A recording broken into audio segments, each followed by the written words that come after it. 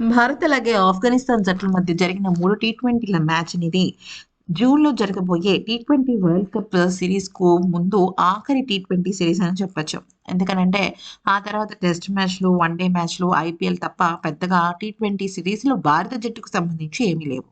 కానీ ఈ 3 మ్యాచ్‌ల సిరీస్‌లో మనం గనక చూసుకున్నట్టయితే భారత జట్టులో ఉన్న ఆటగాళ్ళందరూ కూడా బాగానే రాణించారని చెప్పొచ్చు. అయితే ఇక భారత్ 3 మ్యాచ్‌ల గెలుపును సాధించి క్లీన్ స్వీప్ కొట్టినందుకు సచిన్ టెండూల్కర్ మాట్లాడుతూ ఏమన్నారంటే, భారత జట్టు ఆట చాలా అంటే చాలా బావుంది.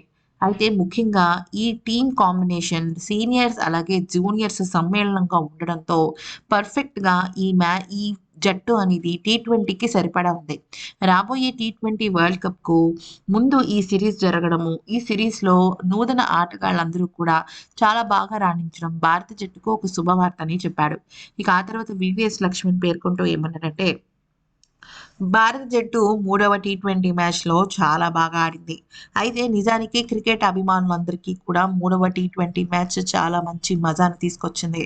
మూడో టీ20 మ్యాచ్‌లో Rohit Sharma second time double super ఓవర్‌లో ఆఖరిగా స్పిన్నర్ రవి బిష్నాయ్‌కి బంతిచ్చి బౌలింగ్ చేయమనడం నిజంగా సాహసోపేతమైన నిర్ణయం. ఆ నిర్ణయానికి కట్టుబడి అటు రవి బిష్నాయ్ పూర్తి స్థాయి న్యాయం చేయడం చాలా బావుందని అన్నాడు. ఇక ఆ తర్వాత జహీర్ ఖాన్ మాట్లాడుతూ ఏమన్నాడంటే, రాబోయే వరల్డ్ కప్‌లో ఖచ్చితంగా శివం దుబేతో పాటుగా రింకు సింగ్ కూడా వీళ్ళిద్దరూ టీ20 వరల్డ్ కప్ తుది జట్టులో ఉండాలని, వీళ్ళిద్దరూ ఉంటేనే ఆ జట్టులో గెలుపు ఖాయమని చెప్పడం జరిగింది.